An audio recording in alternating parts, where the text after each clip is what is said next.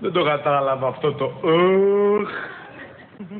Τι ήταν, ηρωνία, χλεβασμός? Άκου Και τώρα πες και με ομίκρον.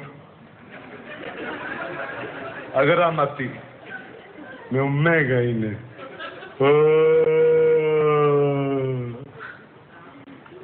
Λοιπόν, θα σταπαγγείλω ένα ποίημά μου από μια ποιητικά μου συλλογή με τίτλο «Μια ακρίδα στο πολύφωτο».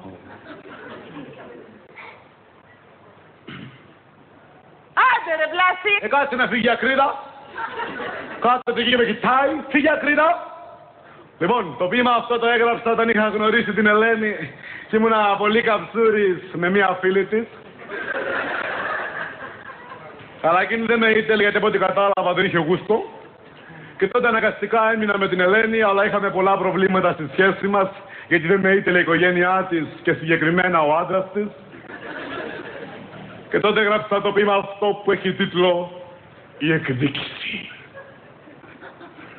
Και λέει: εγώ θέλω να σε πάρω με παπά και με κουμπάρο. Όμως το κολόσογό σου δεν με θέλει σύζυγό σου. Όσο για τον αδερφό σου, του την έχω εγώ στημένη. Έχω μάτι και που μένει και το αφάει της χρονιάς του. Μα δεν πάει. Πάει, δεν πάει, το ξύλο δεν το φάει. Αυτό πάει. Αχ, αλλά...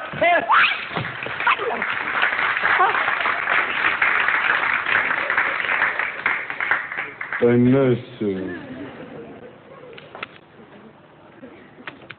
Το νόσου. Πώς σου φάνηκε? Ψιλομαλακία. Ναι, φέτος ψήλωση. Αν την έβλεπες πέρσι, μιλάμε τόσο σειρά. Ο παππού μας θα λέμε τα μείνει έτσι, κρίμα είναι. Δεν μου λες κανένα άλλο ποίημα θυμάσαι να μας πεις? Εγώ δεν θυμάμαι. Εγώ δεν θυμάμαι. Εγώ δεν θυμάμαι. Όχι, θυμήθηκα να δώσω βάση. Μου λένε πως τις γκόμενες δεν πρέπει να συγκρίνεις.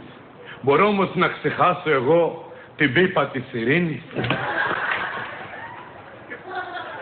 Το σουβενίρ που μου έφερε φτιαγμένο από το σαπάτσι, μα εγώ της θα τα πέδωσα. Της πήγα να κουτί σοκολατάκια. Μα δεν πάει. Ναι, αλλά εγώ αυτά βρήκα. Που ήταν όλα κλειστά, τα κοίταγα, μα πάει, δεν πάει. Ή να πήγαινα με άδεια χέρια, να με περάσουνε για γύφτο. Αν και σκέφτηκα με το που τα μπω στο σπίτι, να τις κάνω ένα έτσι.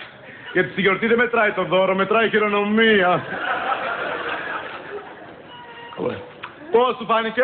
Τι να σου πω, καταπληκτικό. Να σου πω, Ανίτα, μιας και διακρίνω ότι είσαι λάτρης της φύσεώς μου, μπορώ, λέω, έχω το ελεύθερο, έχω το δικαίωμα να σου πω ένα ποίημα να στα αφιερώσω κιόλας, επειδή σου ταιριάζει.